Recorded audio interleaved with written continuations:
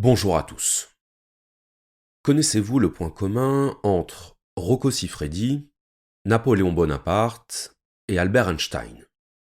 Réponse: ils étaient tous les trois animés d'une très forte libido. Alors là, évidemment, j'entends d'ici vos réactions. Mais comment ça? Ok pour Rocco Siffredi, il a une forte libido, ça, on est au courant. Mais pour les autres, Napoléon et Albert Einstein, d'où est-ce que ça sort? Eh bien, si vous ne voyez pas où je veux en venir, si ça vous surprend quand on vous dit que Napoléon et Albert Einstein avaient une forte libido, c'est peut-être qu'il y a chez vous un défaut de compréhension de ce qu'est la libido. Ça veut dire que vous réduisez la libido à la seule libido sexuelle. C'est normal, c'est l'usage courant du mot. Mais philosophiquement parlant, la libido, ça recouvre beaucoup plus que ça. Ça recouvre tout le champ du désir, y compris du désir non sexuel. Et donc, le but de cet épisode, ça va être de comprendre ce qu'est la libido, de comprendre comment la libido se manifeste, sous quelles différentes formes elle se manifeste, et pour ça, je vais convoquer un philosophe chrétien qui s'appelle Saint Augustin. Alors Saint Augustin, c'est un philosophe auquel je n'ai toujours pas consacré d'épisode sur ma chaîne, et évidemment, le fait que le premier épisode que je lui consacre porte sur la libido, bien c'est pas totalement innocent de ma part. En effet, quel plus grand paradoxe que de faire intervenir un religieux pour parler de libido. Ce serait comme faire intervenir Jeff Bezos pour parler de syndicalisme. C'est inattendu. Eh bien, détrompez-vous. Détrompez-vous parce qu'en réalité, Saint-Augustin est très bien placé pour parler de la libido. Parce qu'il en a fait l'expérience, parce qu'il y est lui-même sujet, et qu'il y consacre même une partie importante de son œuvre philosophique. La question du désir. Je rappelle que libido, c'est un mot latin, ça veut dire désir en latin, donc ce n'est pas du tout un mot récent, c'est surtout Freud qui a contribué à populariser ce terme, à le faire rentrer dans l'usage courant, mais la libido, les philosophes en parlaient bien avant Freud. Pascal en parlait, Pascal, c'est le XVIIe siècle, Saint Augustin en parlait, on va le voir aujourd'hui, et même Platon en parlait, au IVe siècle avant Jésus-Christ. Donc autant vous dire que la libido, c'est une vieille histoire. Alors, avant d'entrer dans le vif du sujet, qui était Saint Augustin? Bien, Saint Augustin, c'est un philosophe et théologien de la fin de l'Antiquité. Il est né en 354 et il est mort en 430, donc quelques dizaines d'années seulement avant la chute de l'Empire romain d'Occident. Et Saint Augustin, c'était un Algérien. Alors évidemment, c'est anachronique, puisque l'Algérie n'existe comme nation que depuis le XIXe siècle. À l'époque, on appelait ça l'Afrique romaine, donc l'actuel Maghreb. Il faut savoir que l'Empire romain d'Occident s'étalait non seulement sur toute l'Europe, mais aussi sur une partie du bassin méditerranéen. Donc Saint Augustin était un berbère de culture latine, son père Patricius était un païen, et sa mère était une chrétienne. Sa mère qui s'appelait Monique. Donc milieu social de petits propriétaires terriens, on dirait aujourd'hui classe moyenne. Et alors très vite, les parents d'Augustin se rendent compte que leur fils a des aptitudes. Il est vif d'esprit, il est curieux, il comprend vite, et donc ses parents voient tout de suite qu'il a les capacités pour devenir quelqu'un. Devenir quelqu'un, c'est-à-dire faire carrière dans l'administration romaine.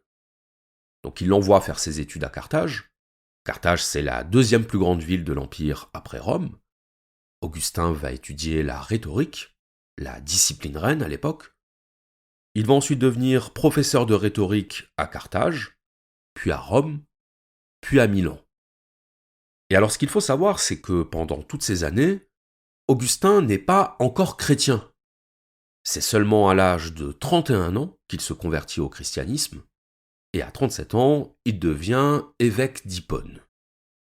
Donc vous le voyez, Augustin n'était pas prédestiné, il n'était pas programmé, si je puis dire, à devenir le grand théologien qu'il est devenu. Parce que s'il est vrai que sa mère était une fervente chrétienne, le fait est qu'Augustin, lui, a mis du temps avant d'arriver au christianisme.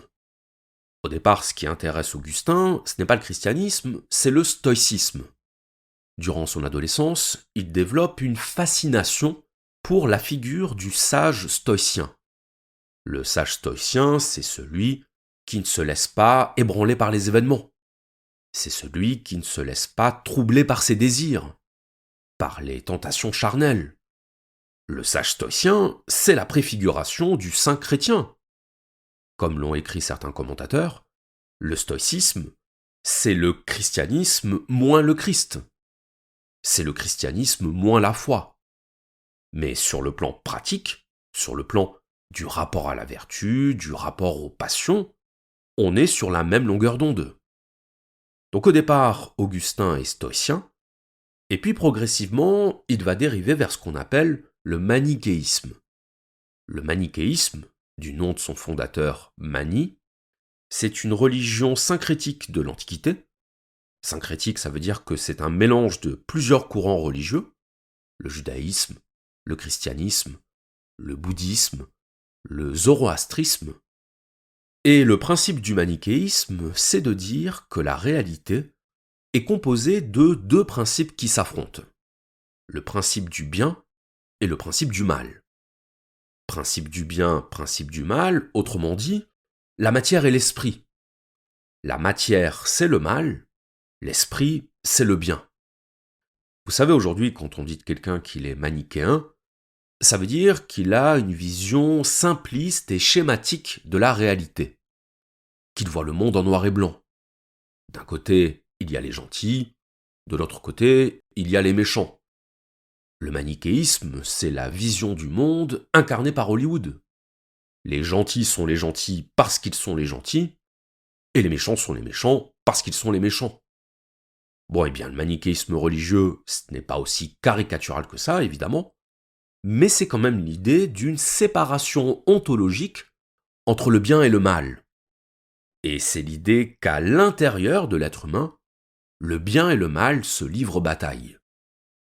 Alors on ne va pas rentrer aujourd'hui dans les détails théologiques du manichéisme, ce n'est pas l'objet de cet épisode, on se le garde pour une prochaine fois si vous voulez bien. Mais retenons quand même que si Augustin va finir par rompre avec le manichéisme, pour des raisons de cohérence doctrinale, il va néanmoins demeurer chez Augustin une forte préoccupation du mal. Le mal lui pose question. Et pourquoi est-ce que le mal lui pose question ? Parce qu'il se rend bien compte qu'il y est sujet. Ou en tout cas qu'il y a été sujet. Donc il veut comprendre. Il veut comprendre ce qui agit en lui quand il est attiré par le mal.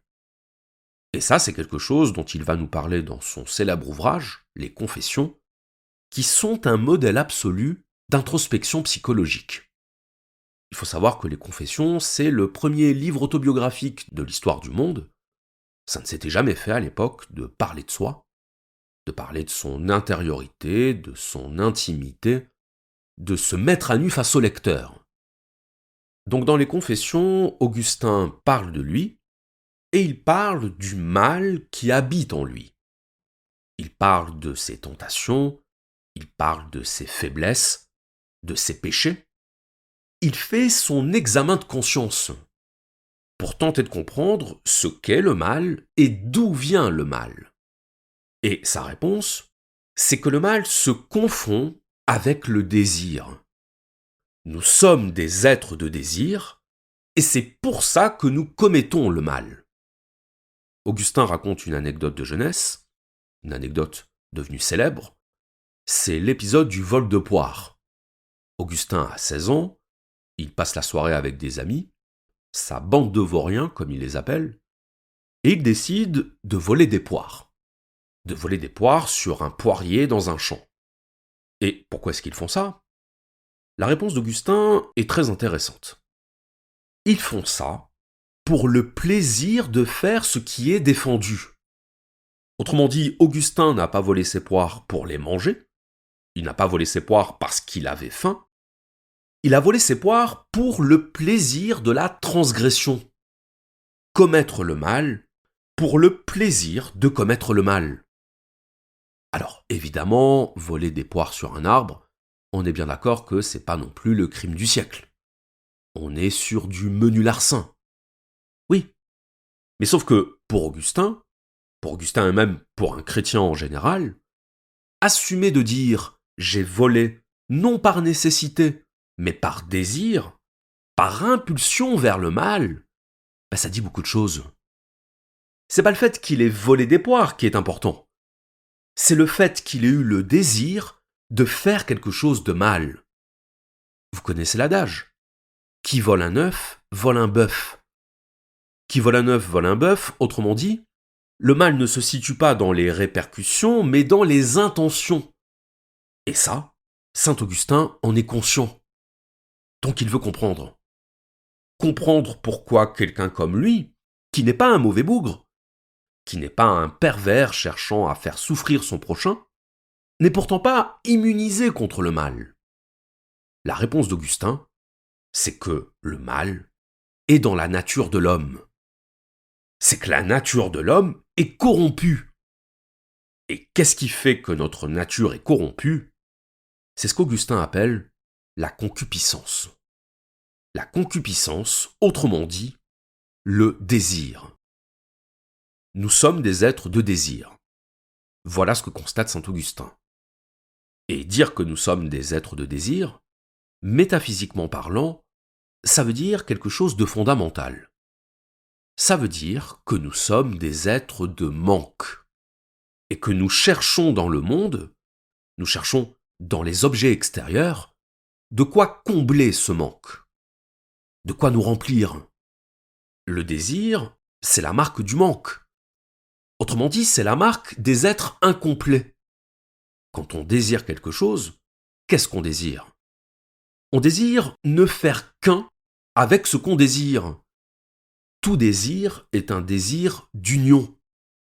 Et tant que l'union n'est pas réalisée, on éprouve une tension, une insatisfaction, un mal-être. Et c'est ce mal-être qui nous pousse à satisfaire nos désirs pour mettre fin au mal-être. Le désir désire sa propre suppression. L'ennui, c'est que plus nous satisfaisons nos désirs, plus nous les ravivons. Combler un désir, c'est le meilleur moyen de faire renaître ce désir. On ne l'apaise que provisoirement. C'est précaire. Et cette précarité est la source de notre souffrance. Donc qu'est-ce qu'on fait? On recommence. Et on augmente les doses. C'est la cuillère de Nutella qui en appelle une deuxième, une troisième, une quatrième. C'est la paire de chaussures qu'on achète alors qu'on n'en a pas besoin. C'est le site pornographique qu'on consulte, encore et encore, à la recherche de nouvelles images, de nouveaux fantasmes, de nouvelles sources de jouissance, en se disant à chaque fois que c'est la dernière fois. Mais la dernière fois avant la prochaine. Donc c'est un cercle vicieux. On n'en a jamais terminé avec le désir. Et quand je parle d'images pornographiques, je dis pas ça au hasard. Je dis ça parce que saint Augustin lui-même déclare dans ses confessions que les images de ces ébats sexuels de jeunesse, elles continuent de le hanter. Elles continuent d'éveiller son désir. Il parle de ses rêves érotiques en disant que même lorsqu'il arrive à contrôler ses pensées le jour, elles le tyrannisent la nuit. C'est comme si le désir s'emparait de son âme contre son gré. C'est ça, dire que la nature humaine est corrompue. C'est dire que le désir nous tiraille en permanence, qu'il ne nous laisse jamais en repos. C'est dire qu'à chaque fois que nous satisfaisons un désir dans le but d'y mettre un terme, ce que nous faisons en réalité, c'est que nous le relançons. Le désir nous fait croire qu'une fois satisfait, il nous laissera tranquilles. Mais la réalité, c'est qu'il ne cesse de revenir. Comme un ex à qui on a dit qu'on ne répondrait plus à ses messages, mais qui, une fois qu'on a répondu à son message, nous relance, jour et nuit. Le cercle vicieux. Cercle vicieux parce que, pour Augustin, nos désirs sont des vices. Ce sont des vices au sens où le vice, c'est le contraire de la vertu. Or, nos désirs sont précisément ce qui nous empêche d'accéder à la vertu. Ils nous empêchent d'accéder à cette paix intérieure qui était déjà le but des stoïciens et qui est également le but des chrétiens. Prenez les 7 péchés capitaux. Paresse, gourmandise, luxure, des désirs du corps. Colère, avarice, envie, orgueil, des désirs de l'âme. Pourquoi on se met en colère? Parce que quelque chose ou quelqu'un a contrarié nos attentes. Parce qu'on ne se satisfait pas de ce qui est arrivé. La réalité et le désir entrent en collision. Le problème, c'est donc bien le désir. Le désir comme attente, et l'attente débouchant sur l'insatisfaction. Pourquoi on est envieux? Parce qu'on désire posséder ce que l'autre possède. Parce qu'on se dit que si nous aussi on le possédait, on serait comblé, on serait heureux. Là encore, c'est une erreur. Et cette erreur a pour conséquence une perturbation de l'âme.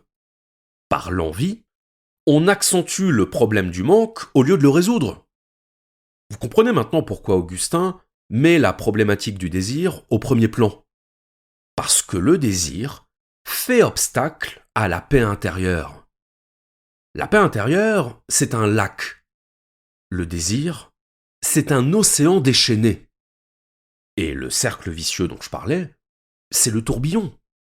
Le tourbillon qui agite l'âme, qui ne la laisse jamais en repos, et qui nous emporte dans les profondeurs. La spirale infernale. Pour Augustin, le seul moyen de sortir de ce cercle vicieux, le seul moyen de sortir de cette spirale infernale du désir, infernale qui appartient à l'enfer, c'est de se tourner vers Dieu. C'est de canaliser son désir vers Dieu. C'est de tendre vers l'être, au regard duquel tous les autres désirs apparaissent comme des désirs vains. Vains au double sens du terme. Au sens d'inutile, puisqu'ils ne pourront jamais être définitivement comblés, et vains au sens de vanité, au sens où ils sont la marque de notre vanité, c'est-à-dire de notre orgueil. Pour Augustin, Dieu est le seul remède viable au désir, puisqu'il est le seul être qui puisse combler efficacement et définitivement notre désir. Dieu est le seul être qui, une fois qu'on l'a atteint, une fois qu'on l'a rejoint, qu'on s'est uni à lui, nous fait connaître un état tel qu'on ne manque plus de rien. Alors, on progresse. On progresse dans la compréhension de ce qu'est le désir, et notamment dans la compréhension du fait que le désir, premièrement, est synonyme de manque, est synonyme d'incomplétude, et deuxièmement, que le désir est quelque chose de protéiforme. Qu'est-ce que ça veut dire? Ça veut dire que, dans la vie de tous les jours, quand on parle de désir, on parle généralement d'un certain type de désir. Le désir matériel. Désir sexuel, désir gustatif, ou désir de possession matérielle. Eh bien, ce que nous dit saint Augustin, c'est que ça, le désir matériel, ce n'est qu'une modalité parmi d'autres du désir. Si vous préférez, le désir, ce n'est pas que le désir matériel. Ce n'est pas que le désir des sens. Il y en a d'autres. Et donc c'est là qu'on en arrive à la théorie des 3 concupiscences sur lesquelles il va falloir qu'on s'arrête. Donc pour les références bibliographiques, on est au livre 10 des Confessions, paragraphes 30 à 39. Je vous lirai tout ça à la fin de l'épisode. Et ce qu'il faut savoir, c'est que ces 3 concupiscences, ces 3 libidos donc, Augustin ne les a pas inventés, il ne les a pas sortis de son chapeau, il les tire de sa lecture de Saint Jean l'apôtre, Saint Jean le compagnon du Christ, qui avait déjà évoqué avant lui cette idée d'une tripartition du désir. Donc c'est Saint Jean qui parle, je cite, n'aimez pas le monde ni ce qui est dans le monde. Si quelqu'un aime le monde, l'amour du Père n'est pas en lui. Car tout ce qui est dans le monde, la convoitise de la chair, la convoitise des yeux et l'orgueil de la vie, ne vient pas du Père, mais du monde. Or, le monde passe, et sa convoitise aussi. Mais celui qui fait la volonté de Dieu demeure pour l'éternité. Fin de citation. Et alors là, c'est très intéressant. C'est très intéressant pourquoi ? Pour deux raisons. Première raison, parce que Saint Jean inclut dans la convoitise, donc dans le désir, évidemment le désir de la chair, le désir sensuel, qui se dit en latin libido sentiendi, mais il inclut également le désir de pouvoir, libido dominandi, et aussi le désir de connaissance, libido sciendi, ce qu'il appelle la convoitise des yeux. Alors, convoitise des yeux, faut bien admettre que c'est pas très explicite. Et donc c'est là que saint Augustin prend le relais, et qu'il nous dit dans ses confessions, je cite, « C'est une vaine curiosité qui s'affuble du nom de connaissance et de science. Et comme elle réside dans le désir de connaître et que les yeux sont parmi les sens les principaux agents de la connaissance, l'oracle divin l'a nommée concupiscence des yeux. » Alors, je n'oublie pas que je vous ai dit qu'il y avait deux raisons qui font que cette classification est intéressante. Mais là, je voudrais rester sur la première.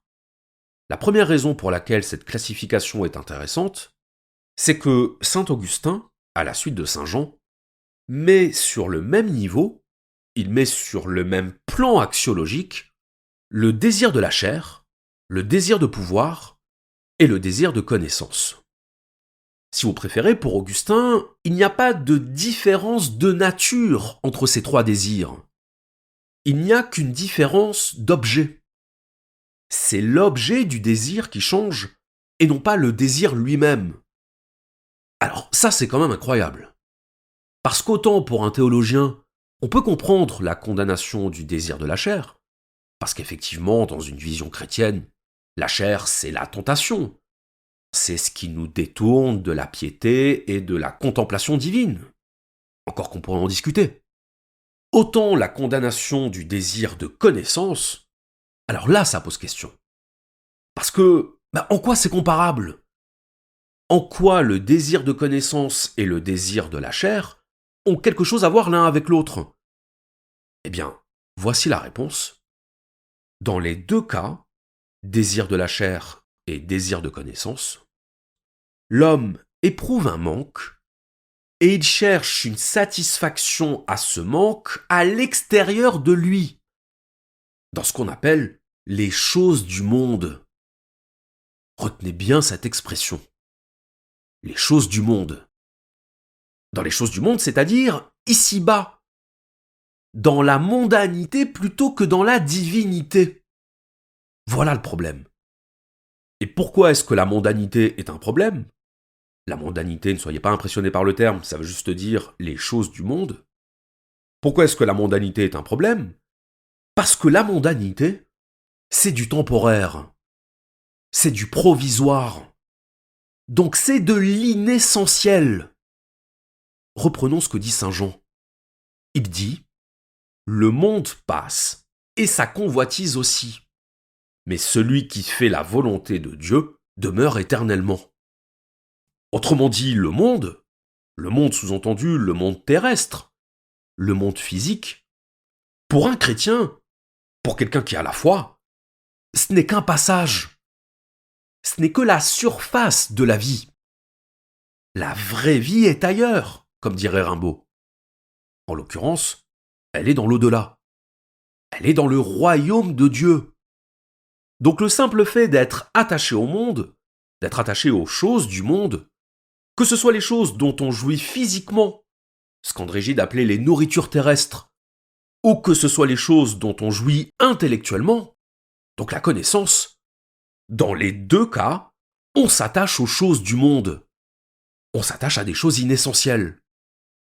Et le fait de s'attacher à des choses inessentielles, C'est être dans une démarche non pas d'élévation, non pas d'ascension, c'est-à-dire d'union avec Dieu, c'est être dans une démarche d'implantation dans le monde matériel, donc d'implantation dans la sphère du périssable, du mortifère. Aimer le monde terrestre, c'est aimer la mort, parce que c'est aimer ce qui meurt, c'est aimer ce qui est voué à mourir. Seule la sphère divine, seule la sphère de l'éternel, de la perfection, est digne de notre amour, pas la sphère mondaine. Et si vous répondez à saint Augustin, on peut aimer les deux. On peut aimer la sphère mondaine et la sphère divine. Augustin vous répondra, non. Parce qu'on ne peut pas aimer une chose et son contraire. Parce qu'on ne peut pas aimer le vice et la vertu. Et parce que le temps que vous passez à aimer le monde terrestre, le temps que vous passez à vous intéresser au monde terrestre, c'est du temps que vous ne passez pas à vous intéresser à Dieu.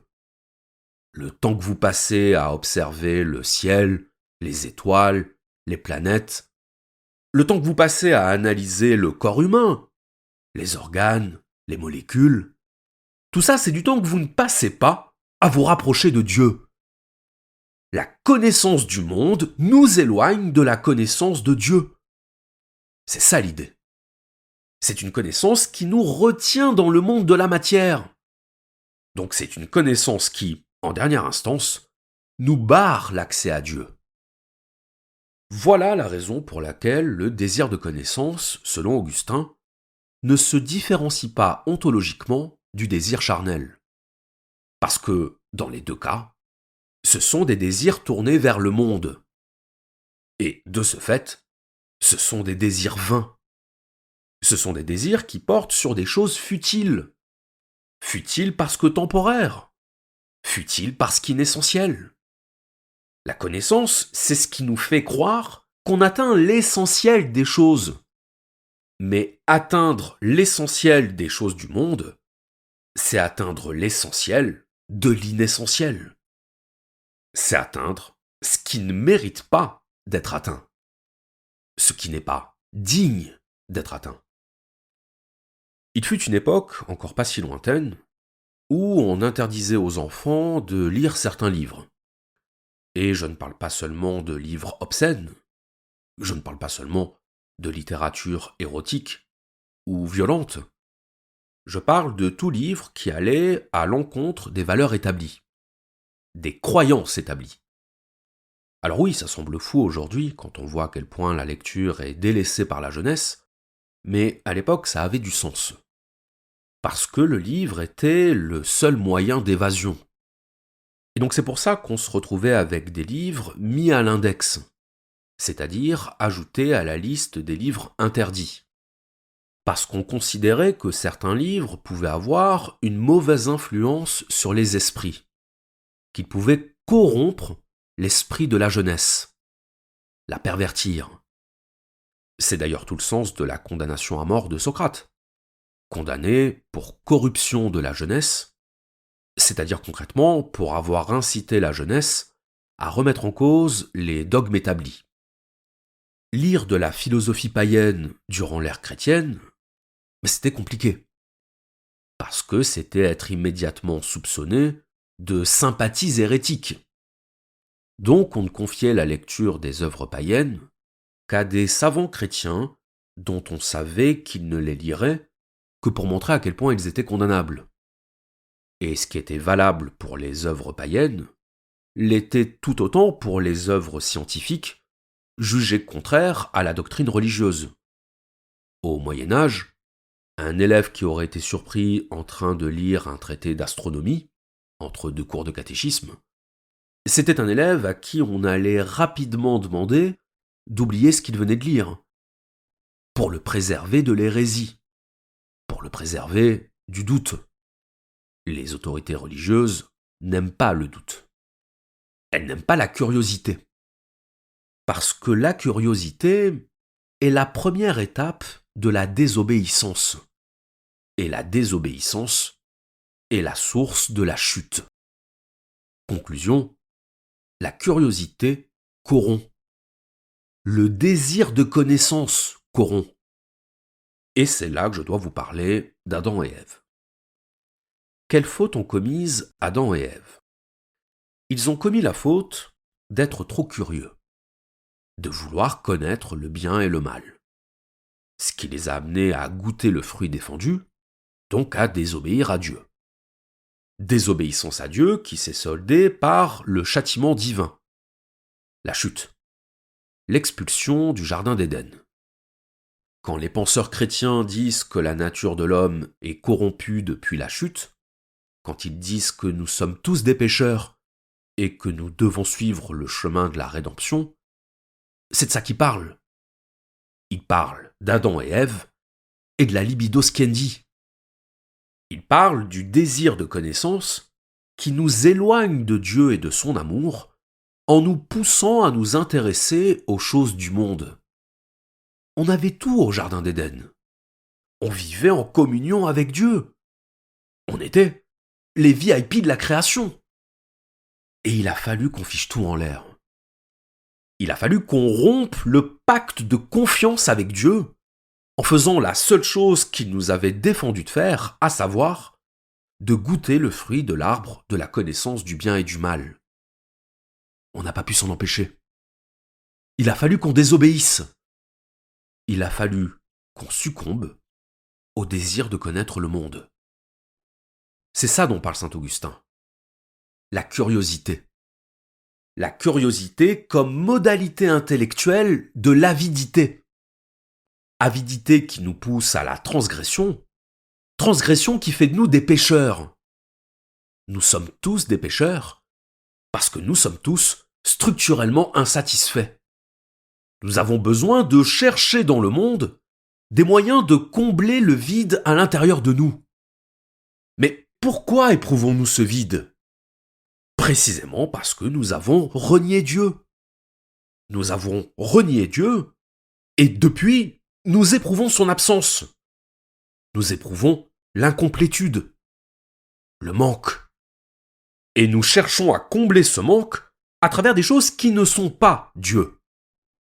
C'est comme si Dieu avait dit à Adam et Ève, c'est-à-dire à l'être humain, « Vous reviendrez quand vous n'aimerez que moi.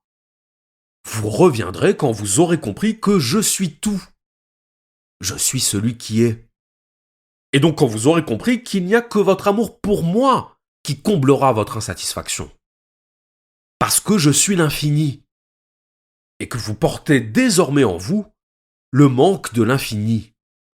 Ce manque de l'infini, vous n'arriverez jamais à le combler avec les choses du monde. Ce serait comme vouloir reconstituer une droite avec des segments. Chaque désir que vous comblez dans le monde est un segment que vous remplissez. Problème, un segment en appelle un autre. Une satisfaction en appelle une autre. À chaque fois que vous comblez un désir, et que vous croyez en être venu à bout, il suffit d'un peu de temps pour vous rendre compte qu'un autre désir lui succède. Dans une boucle infinie. Une boucle d'insatisfaction perpétuelle.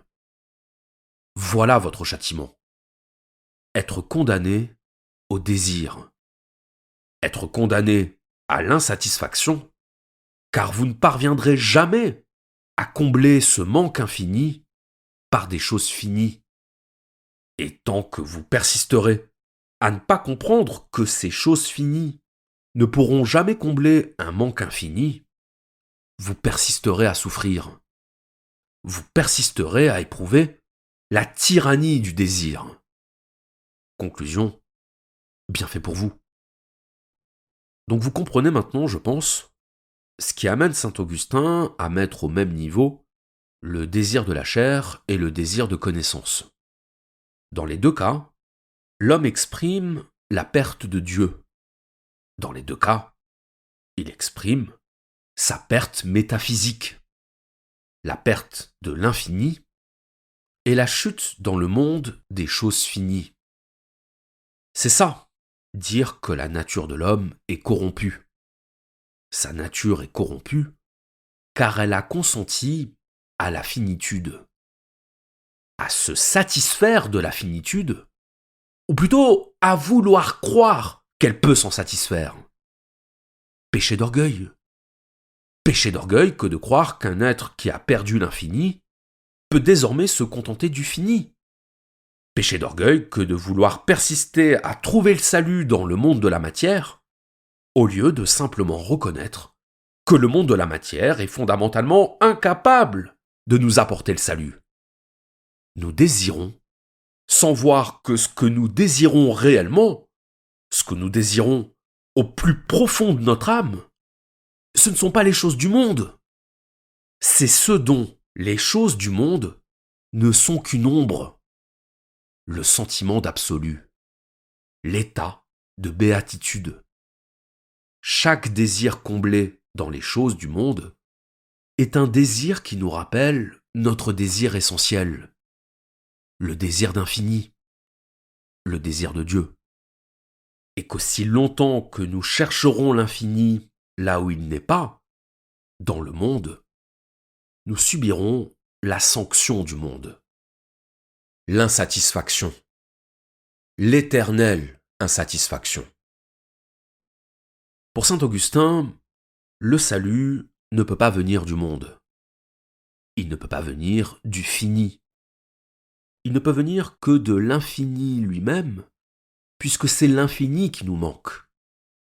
Le reste, les plaisirs de la chair, les plaisirs du pouvoir ou de la connaissance, ce n'est que du palliatif. Ce n'est que de l'inessentiel dont vous savez au fond de vous-même qu'il ne suffira jamais. Que la seule chose que peuvent vous procurer ces plaisirs, c'est l'anesthésie momentanée de votre désir.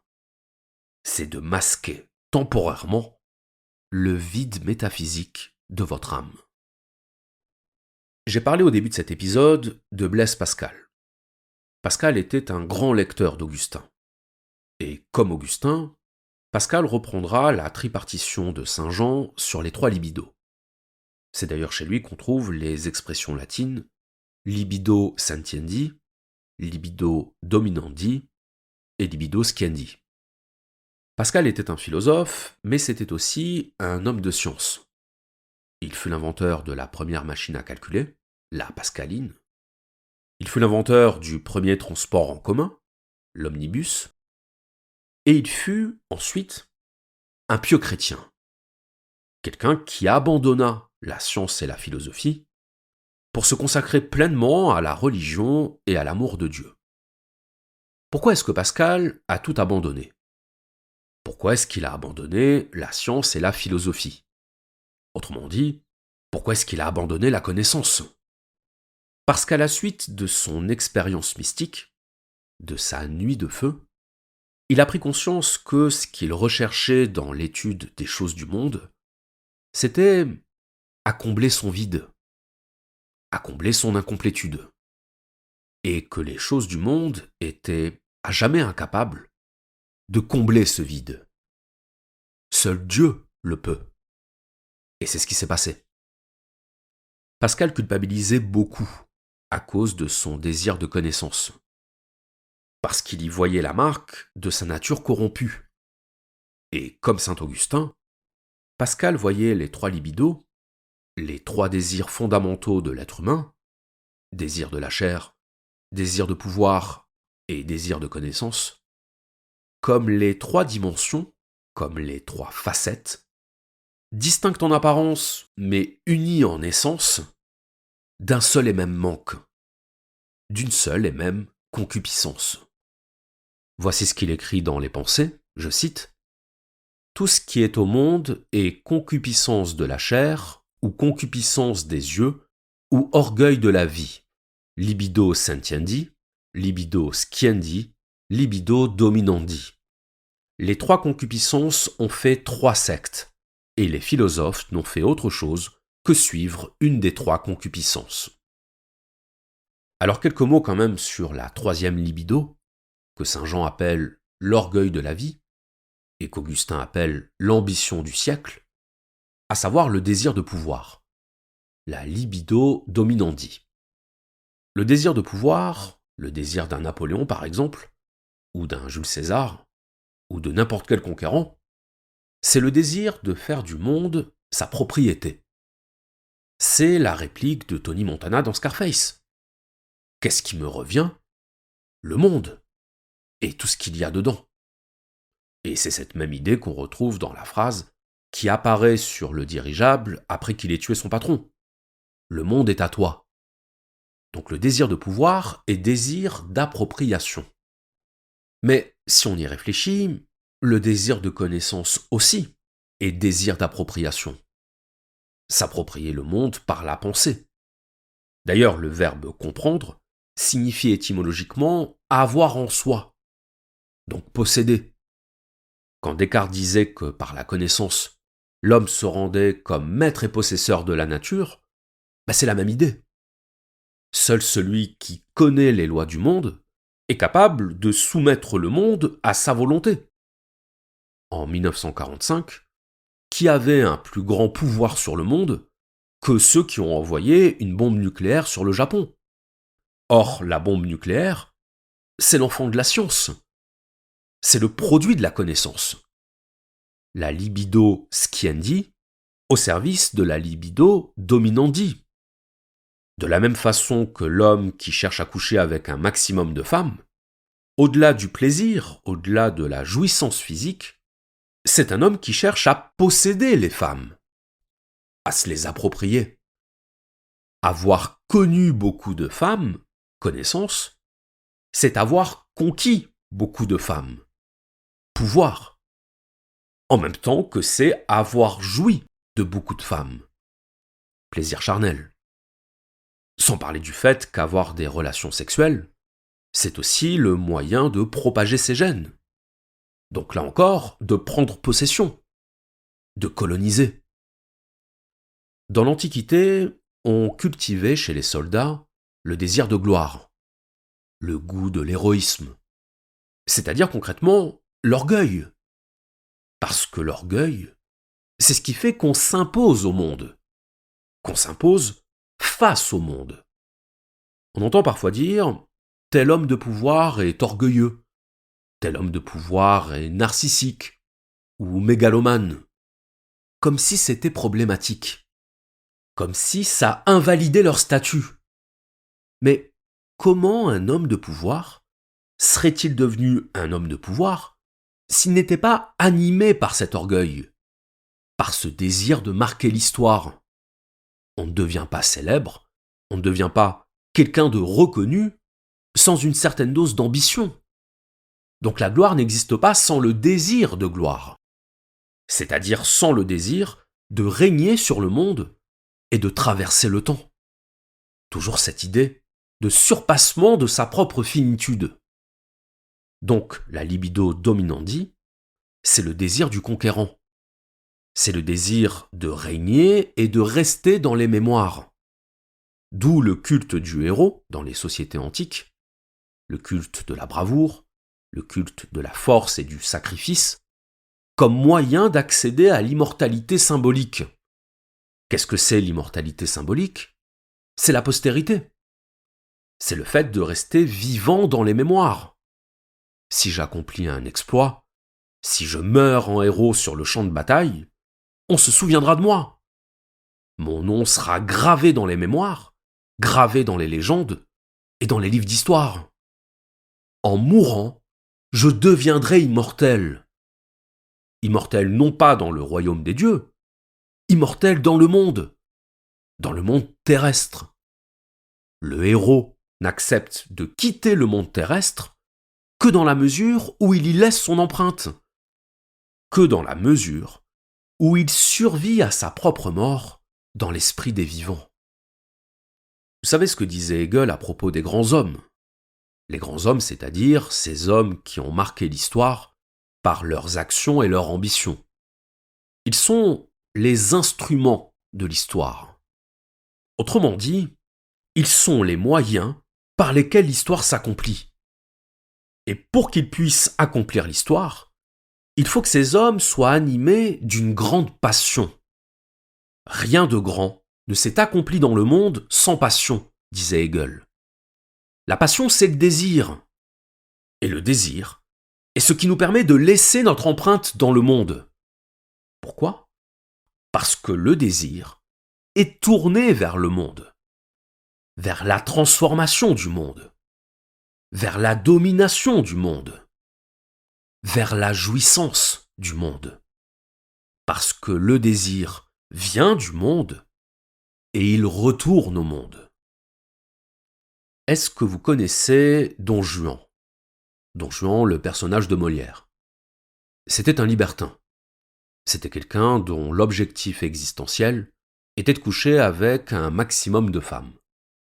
Sur le plan philosophique, Don Juan était ce qu'on appelle un matérialiste. Un matérialiste, c'est quelqu'un qui considère que la réalité n'est faite que de matière et de rapports matériels. En clair, pour un matérialiste, il n'y a pas de Dieu. Il n'y a pas d'esprit créateur de la matière. C'est la matière qui crée l'esprit et pas l'inverse. Don Juan était un matérialiste qui avait conscience d'être un matérialiste, puisque c'est précisément comme ça qu'il justifiait son libertinage. Le monde n'est que matière, la vie n'est que sensation, et donc partant de là, je serais bien bête de me priver des jouissances du monde terrestre. Le père de Don Juan fera tout pour convertir son fils au christianisme. Bien entendu, il échouera. Et à la fin de la pièce, Don Juan sera envoyé aux enfers, au grand désespoir de Sganarelle qui réclame ses gages.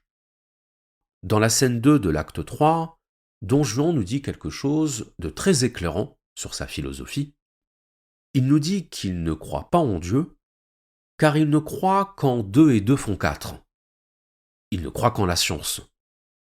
C'est pas anodin, parce que ça signifie que Don Juan est l'incarnation du désir aux 3 sens du terme. Désir de la chair, c'est un libertin. Désir de pouvoir, conquérir les femmes. Il y a tout un monologue de Don Juan avec un champ lexical guerrier, où il parle de combattre, de résistance, de triomphe. Acte 1, scène 2, je vous y renvoie. Donc désir de la chair, désir de pouvoir et désir de connaissance. Connaître le monde par la science. Don Juan, c'est le matérialiste accompli. C'est l'homme pour qui il n'y a d'autre réalité que le monde terrestre. Et de ce point de vue-là, Don Juan, c'est l'anti-Augustin. Donc si on résume, le désir de la chair, libido sentiendi, nous retient dans le monde par le plaisir sensuel. Le désir de pouvoir, libido dominandi, nous retient dans le monde par le plaisir de la conquête. Le désir de savoir, libido sciendi, nous retient dans le monde par le plaisir de la connaissance. La libido sentiendi nous éloigne de la chasteté, la libido dominandi nous éloigne de l'humilité, la libido sciendi nous éloigne de la simplicité. Heureux les simples d'esprit, disait le Christ, car le royaume des cieux leur appartient. Dans tous les cas, l'idée à retenir, c'est que le désir nous retient enfermés dans le monde. La corruption, c'est le fait de désirer cet enfermement. C'est le fait d'être attaché au monde et de ne pas voir que ce qui a de la valeur, ce qui a une valeur essentielle, ce n'est pas le monde, c'est ce qu'il y a au-delà du monde. La deuxième chose intéressante dans cette tripartition de la libido, j'y arrive enfin, c'est qu'elle reprend très exactement la tripartition de l'âme telle que décrite par Platon. Platon disait « L'âme se divise en 3 parties. L'épitoumia, partie inférieure de l'âme, où siègent les désirs animaux. L'épitoumia, c'est le bas-ventre, qui correspond aux besoins liés à la conservation et à la reproduction de la vie. La faim, la soif, le désir sexuel. Donc l'épitoumia, partie inférieure de l'âme, qui correspond à la libido sentiendi. Partie intermédiaire de l'âme, le thumos, Le thumos, c'est quoi? C'est la volonté. Mais c'est la volonté au sens de volonté de conquérir, au sens de volonté de triompher. C'est l'ardeur, c'est le courage, c'est la peur aussi, quand le thumos est mal orienté. Autrement dit, c'est le désir de domination, libido dominandi, qui siège dans la poitrine, dans le cœur. Et le thumos, on le disait tout à l'heure, c'est la partie de l'âme qui doit être cultivée chez les guerriers. Donc, épithumia, thumos, et enfin, partie supérieure de l'âme, le nous. Et évidemment, je vous le donne en mille, à quoi correspond le nous? Il correspond à la connaissance. C'est la partie rationnelle de l'âme. Donc, libido sciendi. La boucle est bouclée. Alors, une petite nuance quand même, parce qu'il faut être précis, à savoir que quand Platon parle de la connaissance, en réalité, il ne parle pas de la connaissance du monde. Il ne parle pas de la connaissance matérielle. Justement, le propos de Platon, c'est de dire que la connaissance, la vraie connaissance, c'est la connaissance des idées, donc de la sphère supramatérielle. D'ailleurs, c'est en cela que Platon est considéré moins comme un auteur païen que comme un auteur pré-chrétien. Parce que, pour lui, il y a une réalité au-delà de la matière. Et le but de la connaissance, c'est de passer de la connaissance du monde sensible à la connaissance du monde intelligible. C'est d'opérer cette ascension de l'âme, cette élévation de l'âme, par laquelle nous entrons en contact avec le monde des essences, le monde des formes, le monde des idées. Et c'est là qu'on va pouvoir accomplir la dernière marche.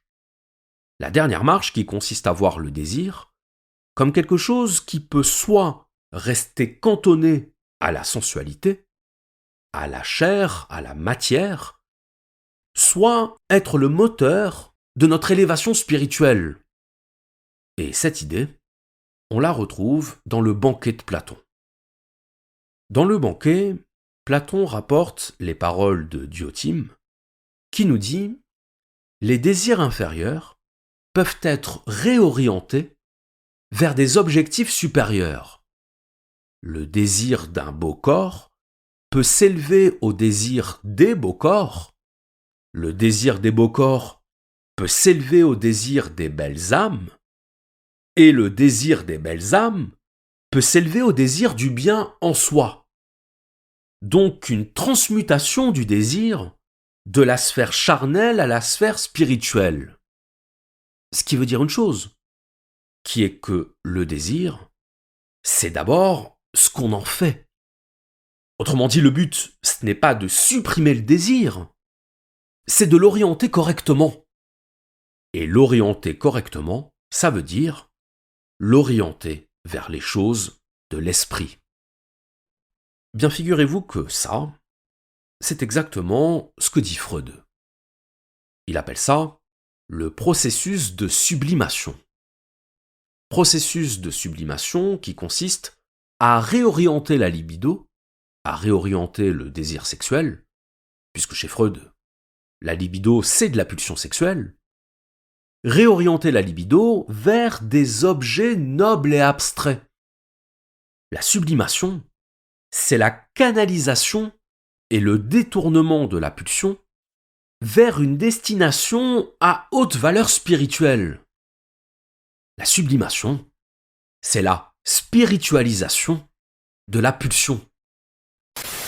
En parlant de sublimation et de libido, sachez que j'aborde cette question dans mon livre « La philosophie, c'est pour vous aussi », édité chez Larousse. Dans ce livre, je vous présente 20 philosophes dans le style qui est le mien, clair, simple, accessible. Chaque chapitre s'ouvre sur une petite histoire qui permet de rendre beaucoup plus concrète la pensée du philosophe dont je vous parle. Donc si vous voulez découvrir la philosophie autrement, n'hésitez pas à vous procurer mon livre, je vous mets le lien dans la description. Sur ce, retour à l'épisode. Que fait l'artiste quand il crée une œuvre? Il sublime sa libido.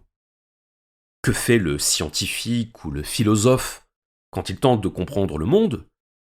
Il sublime sa libido.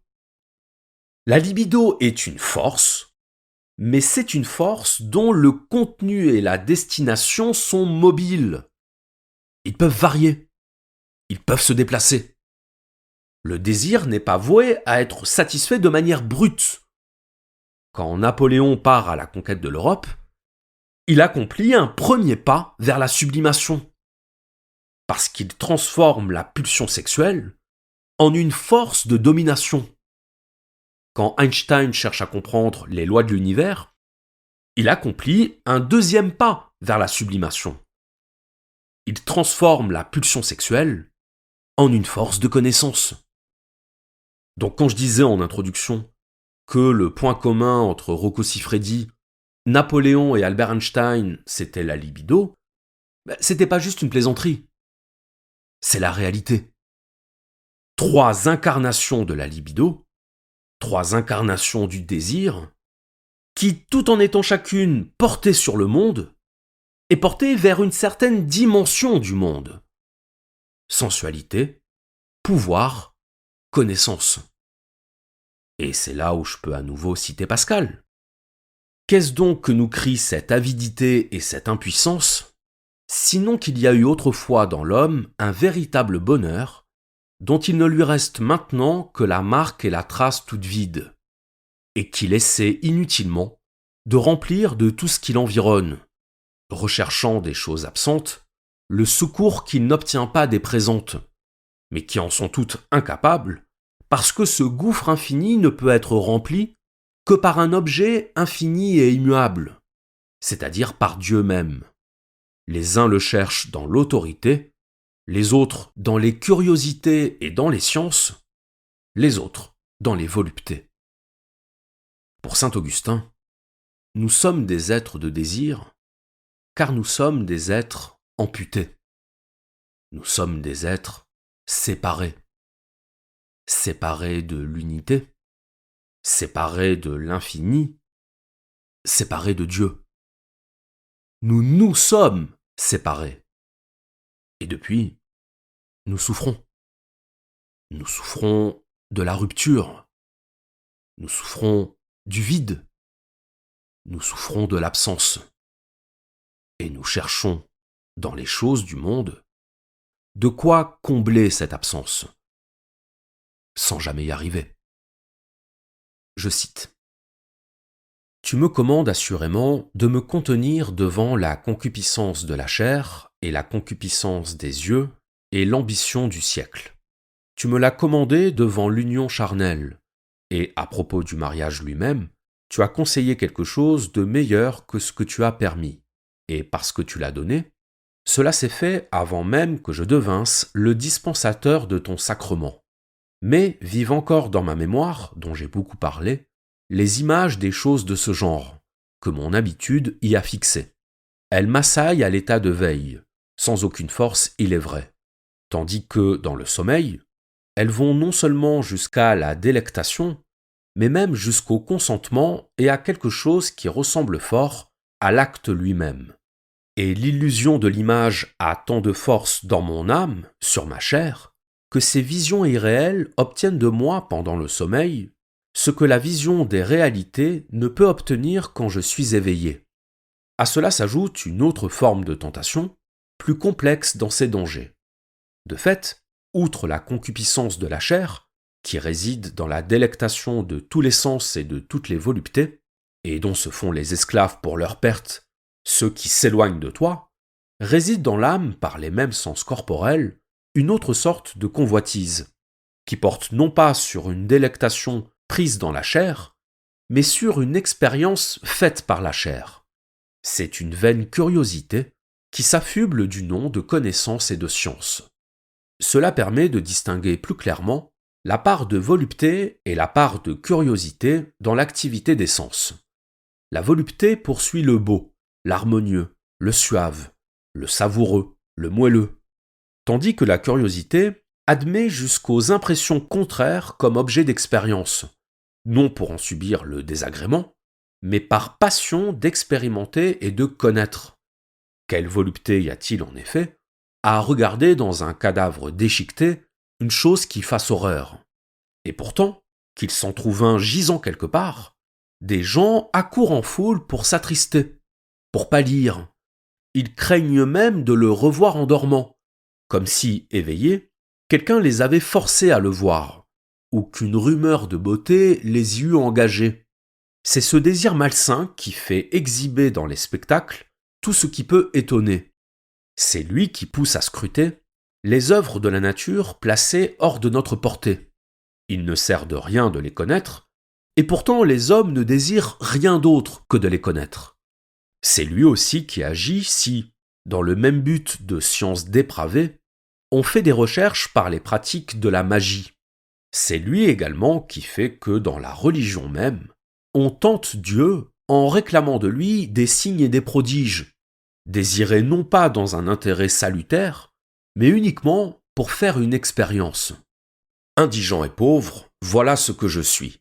Mais je suis meilleur lorsqu'en un secret gémissement, je me déplais à moi-même et recherche ta miséricorde, jusqu'à ce que ce qui est défait en moi soit refait et devienne parfait, en parvenant à la paix qu'ignore l'œil du présomptueux. Mais la parole qui sort de la bouche, et les actes qui arrivent à la connaissance des hommes, contiennent l'une des plus dangereuses tentations. Elle vient de cet amour de la louange qui, pour une certaine excellence personnelle, amasse des suffrages mendiés. Cet amour me tente, même lorsque moi je le dénonce, en moi, par le fait justement que je le dénonce. Et souvent, il tire du mépris même de la vaine gloire un titre de gloire plus vain. Dès lors, ce n'est plus du mépris même de la gloire qu'il tire gloire, car il ne la méprise plus lorsqu'il se glorifie. Au-dedans de nous encore, oui au-dedans, il y a dans ce même genre de tentation un autre mal qui rend vain ceux qui se plaisent en soi, bien qu'ils ne plaisent pas à d'autres, ou qu'il leur déplaise et n'aient aucun souci de plaire au reste des hommes.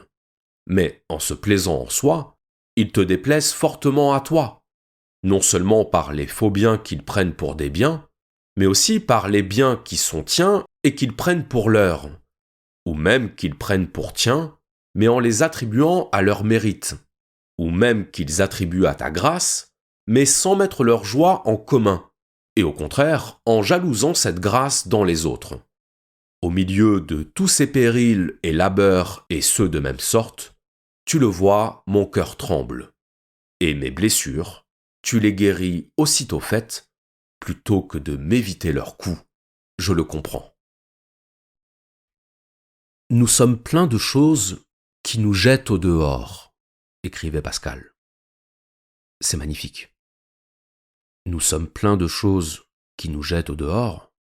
Autrement dit, nous n'avons pas en nous de quoi nous suffire, de quoi nous satisfaire. Nous sommes troués. Et nous cherchons à l'extérieur de nous, dans le monde, de quoi nous rapiécer, de quoi combler notre avidité. Et nous échouons. Il est ironique que le premier livre autobiographique de l'histoire ait été écrit par quelqu'un qui dénonce l'insuffisance du moi, qui dénonce la vanité du moi, la vanité de ce moi qui se croit quelque chose, qui se croit quelqu'un, alors qu'il n'est qu'un trou, alors qu'il n'est qu'une béance. Une béance, c'est ainsi que Jacques Lacan définissait l'être humain. Jacques Lacan, un autre psychanalyste, qui a compris, comme saint Augustin, que l'être humain est avide, vide. Et pourtant, se pourrait-il que ce vide qui est en nous ne soit pas seulement un vide, mais une ouverture, un passage vers la prise de conscience que ce que nous cherchons à l'extérieur de nous, dans le monde, se trouve peut-être à l'intérieur de nous. Un passage vers la prise de conscience que ce que nous fuyons est peut-être le lieu où tout commence. Un passage vers la prise de conscience du fait que c'est souvent au milieu de l'absence que se produit la rencontre. Je vous remercie.